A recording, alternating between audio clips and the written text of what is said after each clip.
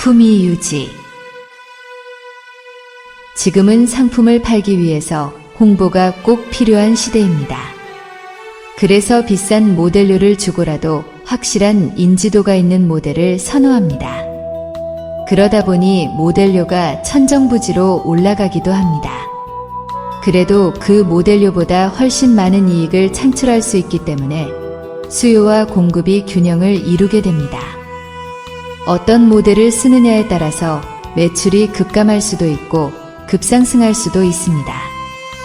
우리도 때로는 세상 사람들에게 매력적으로 보여야 그들을 하나님께로 인도할 수 있다고 생각하기도 합니다.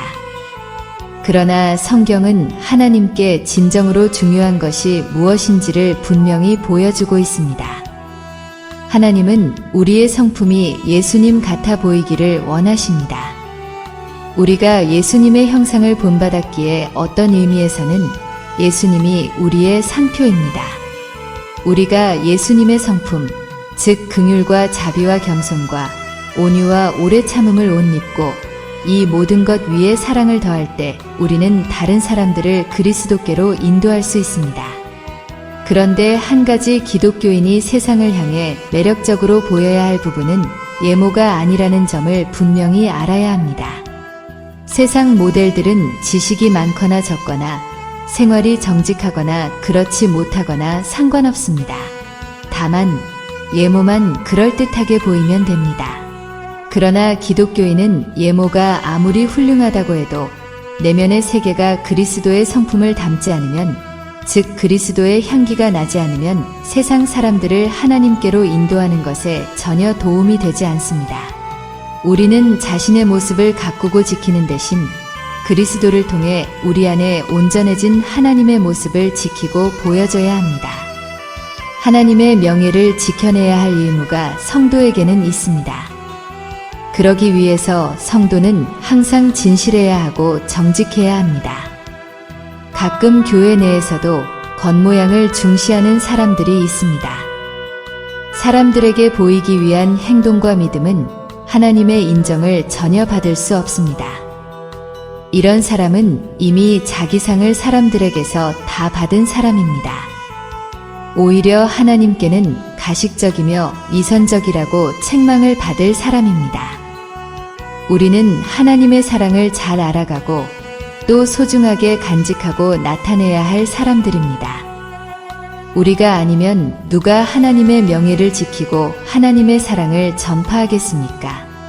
그런 사람이 따로 있는 것이 아닙니다.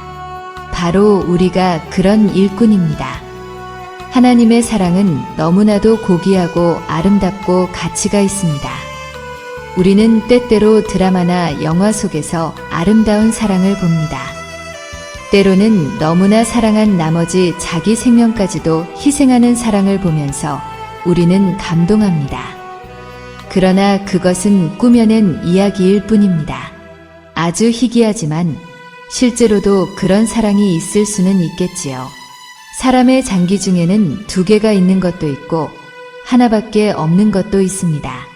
얼마 전에 우리 노회 목사님 한 분이 간이 너무 훼손되었는데 자기 아들의 간 이식을 받고 지금은 건강하게 된 일이 있습니다. 폐도 이식이 가능합니다.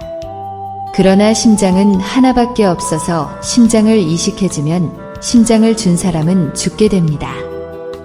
만약에 심장을 이식해주는 사랑이 있다면 그 사랑은 얼마나 큰지를 생각해 보아야 합니다. 하나님은 우리의 죽었던 영혼을 소생시키기 위해서 자신의 생명을 기꺼이 버리는 사랑을 우리에게 베푸셨습니다. 하나님과 우리는 신분의 차이가 너무나 큽니다. 그런데도 우리를 살리시기 위해서 자신의 생명을 아낌없이 내놓으셨습니다. 우리는 그 사랑의 깊이와 넓이를 헤아리기 어렵습니다. 그러나 그 사랑이 고귀하고 세상에서 가장 아름답다는 사실은 인정해야 합니다. 이런 사랑을 받은 우리라는 사실을 항상 잊지 말아야 합니다. 이런 우리를 이 땅에서 하나님을 대신해서 일할 일꾼으로 삼아주셨습니다. 우리는 하나님의 사자입니다. 하나님을 영화롭게 할 책임이 있고 하나님의 일을 완수해야 할 의무가 있습니다. 영화롭고 권세 있는 그분의 사자로서 품위도 지켜야 합니다. 가령 타국에 가 있는 한 나라의 대사가 품위를 잃는다면 그것은 나라를 망신시키는 결과를 가져오게 됩니다. 하나님의 사자도 하나님의 품위를 떨어뜨리는 행동을 해서는 안 됩니다. 항상 우아하고 기품 있게 또 그리스도의 향기를 풍겨내야 합니다. 성도는 날마다 조금씩 그리스도를 닮아가야 합니다. 점점 더 성화되어 가야 한다는 말입니다. 그러나 지금 우리 현실은 안타깝게도 자꾸만 예형적인 것을 내세우는 시대로 변모해 가고 있습니다. 교회 내에서도 사람들에게 보이려는 신앙생활을 하는 교인들이 많습니다. 하나님의 눈치를 보기보다는 사람의 눈치를 더 살피는 시대가 되었습니다. 이럴 때일수록 우리는 신앙의 본질을 놓쳐서는 안 되겠습니다. 마지막 때에는 자기를 드러내며 자신이 영광을 받는 사례가 만연해지고 당연시될 것입니다.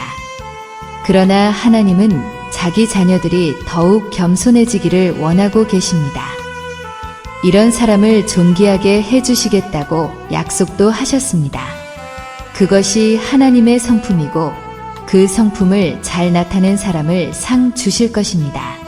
우리는 세상 풍조가 어떻든 시대에 야합하지 말고 하나님의 성품을 잘 드러내 하나님의 사자로서 부끄러움이 없는 삶을 살아야 할 것입니다. 이런 삶을 살다 오라고 하나님은 우리에게 시간과 환경을 주신 것입니다.